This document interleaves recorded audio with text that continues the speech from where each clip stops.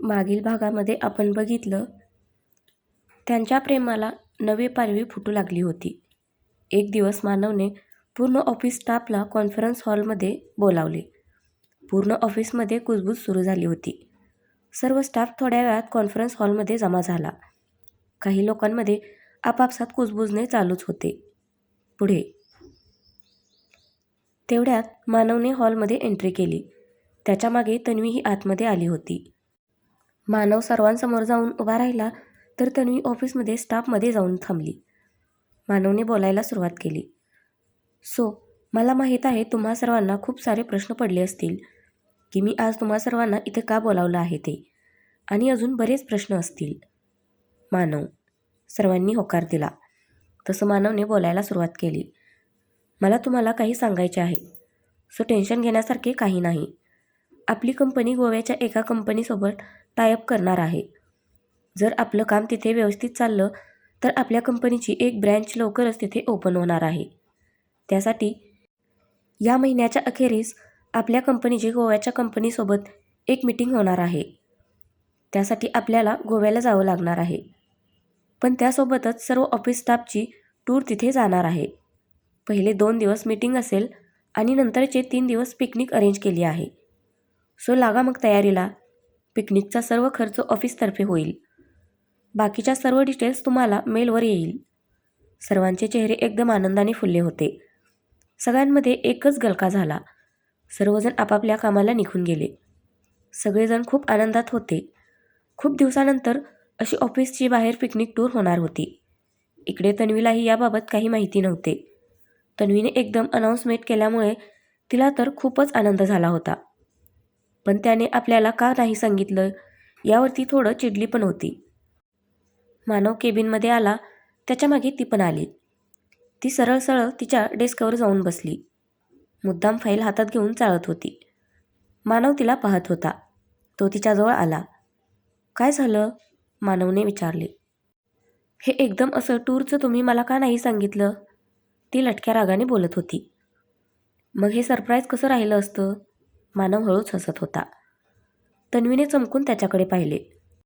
हो, मग हे सरप्राईज होतं फक्त स्टाफसाठी, नाहीतर तुझ्यासाठी पण. तन्वीने गोड स्माईल केली. आवडलं नाही?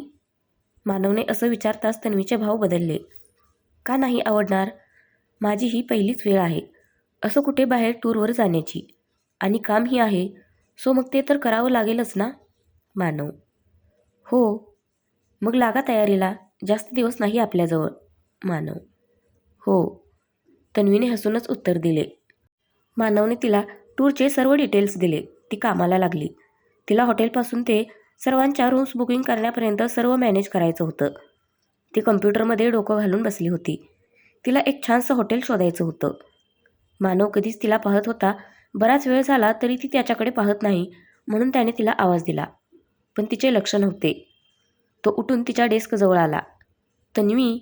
तिच्या डेस्कवर टॅप करत त्याने तिला आवाज दिला. तशी ती दचकून उठून उभी राहिली.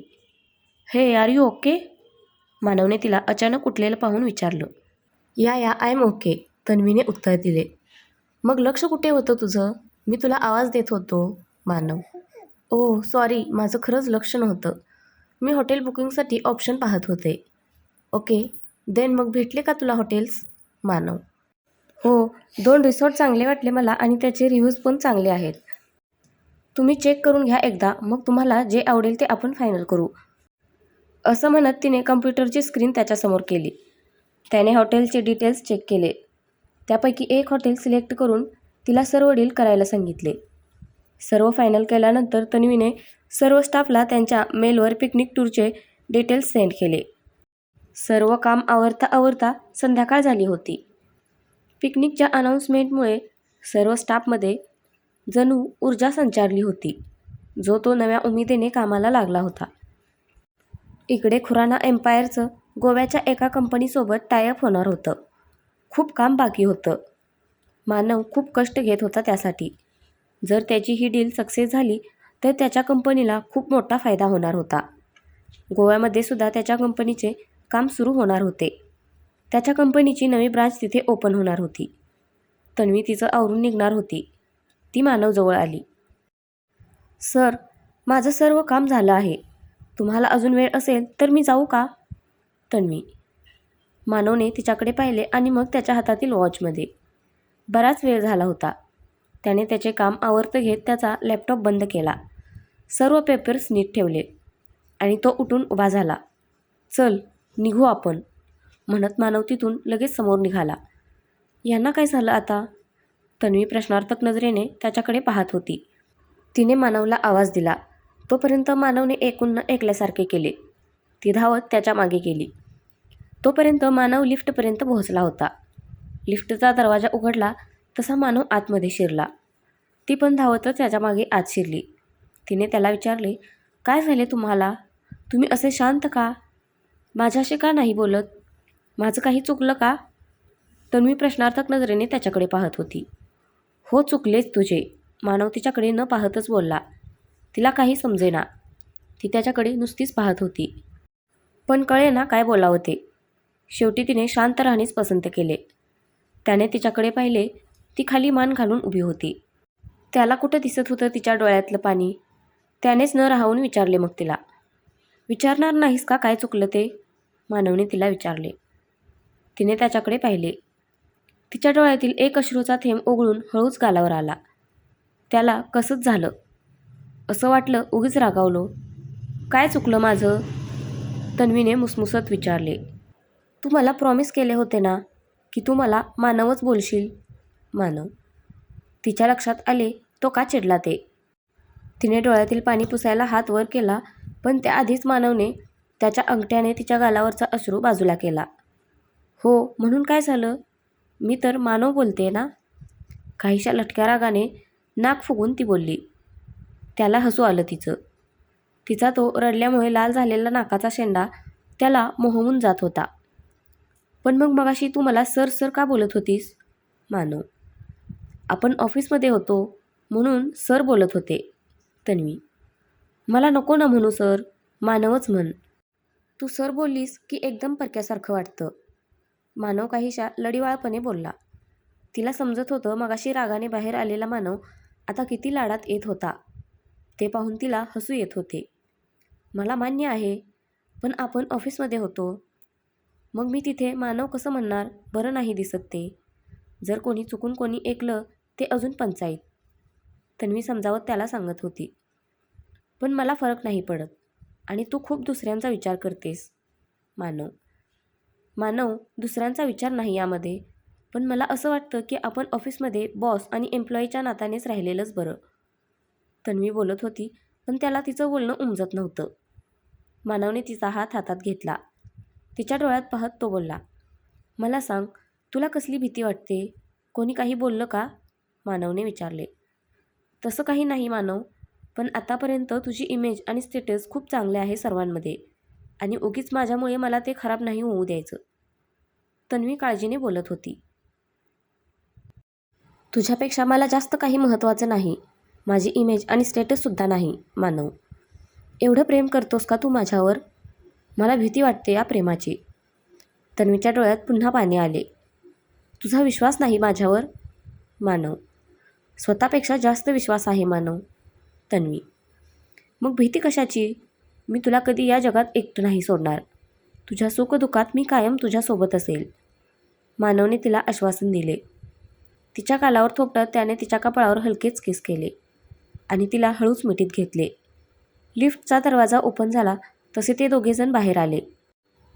मानवने तिचा हात धरला आणि ते दोघेजण चालत गाडीपर्यंत आले. आणि हो, अजून एक, तू मला मानवच म्हणायचं. मानवचा आग्रह. मानव प्लीज समजून घे ना. आपण एकटे असताना म्हणेल ना मी, पण ऑफिसमध्ये असताना फक्त आणि फक्त सरच प्लीज. तन्वीचं एवढंसं तोंड पाहून त्याला हसू आले. तो पुढे काही बोलणार पण तन्वीने त्याला काही बोलूच दिले नाही. नो नो, मी तुझं काहीच ऐकणार नाही. तन्वी, सो स्टबॉर्न ना. मग ती गर्लफ्रेंड कसली? मानवने नकारार्थी मान हलवली आणि हलकेच हसून तिला पाहिले. ती पण हसली आणि दोघे पण घरी जायला निघाले. तन्वीला तिच्या घरी सोडून तो निघून गेला. ऑफिसमध्ये आहे तसाच रुटीन चालू होतं. सर्वजण टूरवर जाण्यासाठी उत्साहित होते म्हणून सर्वजण अगदी मन लावून काम करत होते. स्टाफमध्ये पिकनिकसाठीच्या चर्चा जोरदार रंगल्या होत्या. याकडे तन्वीनेही घरून परमिशन घेऊन ठेवली होती. ऑफिशियल टूर असल्यामुळे घरच्यांनी नाही म्हणणे शक्यच नव्हते. त्यामुळे ती देखील खुश होती. पहिल्यांदा ती कुठेतरी बाहेर असं फिरायला जाणार होती. जॉबच्या निमित्ताने का होईना, पण तिला बाहेर दूर कुठेतरी जायला मिळणार होते. म्हणून ती जास्त खुश होती. इकडे मानवची पण तयारी सुरू झाली होती. तो तन्वीसोबत पहिल्यांदा असं एकट्याने जाणार होता. बेडरूममध्ये त्याच्या बेडवर कपड्यांचा ढीग पडला होता. त्याची आई डोक्याला हात लावून रूममधील सोफ्यावर बसली होती. खरं तर तिलाही त्याची मज्जाच वाटत होती.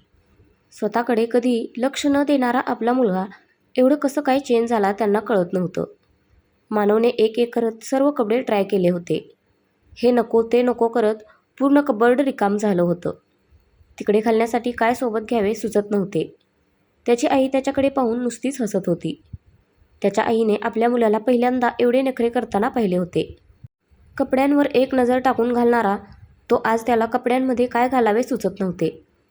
त्याने हताश होऊन आईकडे पाहिले. आई, हसतेच काय अशी? मला मदत कर ना तू. मी काय काय घेऊ सोबत काही सुचत नाही. सांग ना. मानव वैतागून बोलत होता. अरे हसू नको तर काय करू? तू कधीपासून एवढं चुजी झालास? कपडे न पाहता घालणारा तू आज एवढं कसं काय गोंधळला आहेस? आईने हसून विचारले. मग काय करू? बघ तूच बघ, माझ्याकडे एकही चांगला ड्रेस नाही. मी रोज असे कपडे घालून जात होतो ऑफिसला. सर्व फॉर्मल ड्रेस. एकही वेगळा टाईपचा ड्रेस नाही माझ्याजवळ. मानव वैतागून बोलत होता. बघ, आत्तापर्यंत तू फक्त बिझनेस ट्रिपवरच गेलास म्हणून तुला कळून आले नाही.